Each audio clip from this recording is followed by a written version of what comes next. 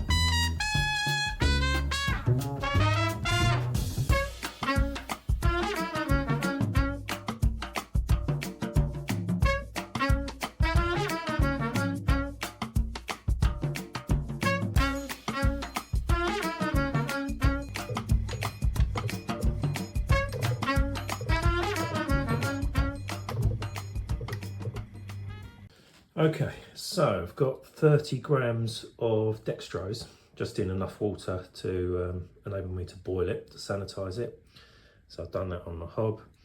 Got a clean and sanitized keg. So this 30 grams, apparently, according to Brewfather, is going to give me 1.6 vols of CO2 in the keg. So I've dumped that in the bottom of there. Still pretty hot, so I might let this cool down a little bit before I put the beer on top. So that's all ready to go. So I'm going to push that out with pressure into there and leave it at room temperature for a couple of weeks. So that's hopefully going to give me a nice keg conditioned, keg carbonated beer.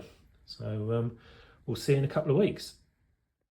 Right, here it is, Quaffable Bitter. So this has been conditioning for 26 days, something like that. So getting on for 4 weeks.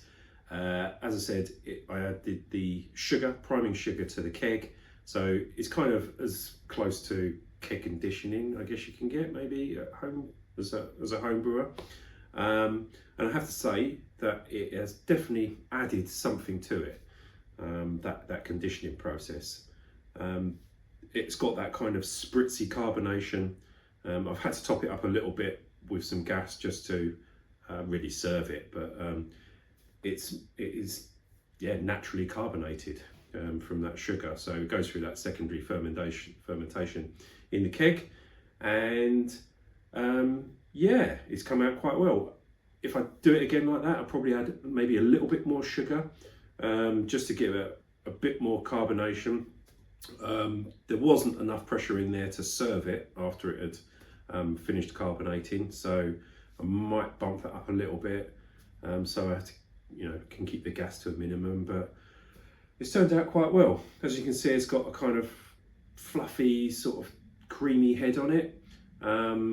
It's slightly hazy, and I guess that's to do with the wheat addition that was in it. And I think James Morton in his book says that the wheat's there really to add a bit of body, but it does add a bit of haze, obviously. So yeah, I can put up with that. It's kind of like a nice dark golden colour. It's quite a light coloured bitter. This is actually probably too cold at the moment. I have put it in my kegerator just to put a bit of gas in it, and I've got to take it out. So it's probably colder than I should be serving it, and there's a bit of condensation on there, but hopefully you can see that it's a beautiful colour. So what does it smell like?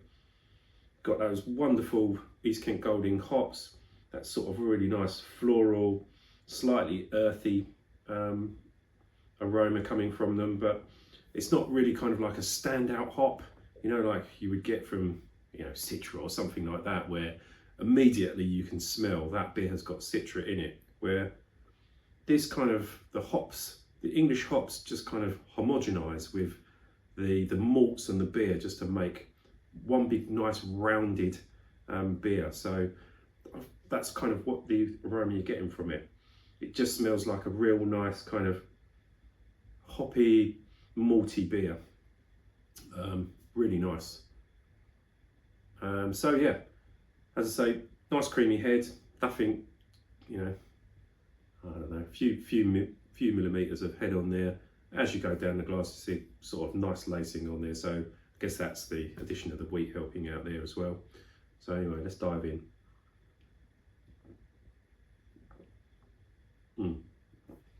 Yeah, it's really nice. It's a really nice smooth bitterness coming from those East Kent Goldings as well. I think I had to adjust it slightly because I think they were maybe a bit higher or lower, I can't remember now, than I was expecting. But yeah, you get this really nice smooth bitterness from them, and lovely taste as well. So it's really refreshing. It's a quaffable bitter, as the title suggests, and very pleasing pint. Of course, I had to serve it in a proper dimple glass. Don't see these very often anymore in the pubs, I guess because they're heavy and a pain in the arse to wash up.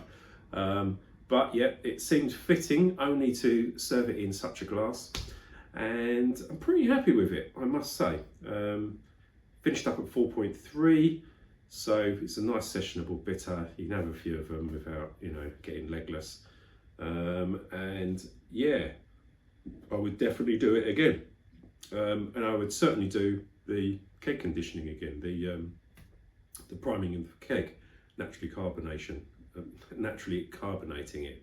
That worked out really well. So overall, very happy with that. And yeah, I would highly recommend James Morton's recipe for a quaffable bitter. If you're thinking about trying out an English bitter, then give it a go. You won't be disappointed.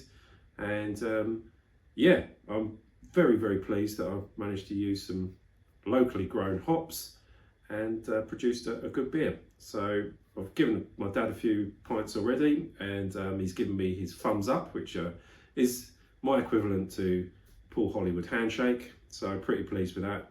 He's a big bitter drinker, and he really enjoyed it. So yeah, I am totally happy with that, and I'm going to finish the rest of this with my Sunday lunch. So cheers everyone, and see you on the next one.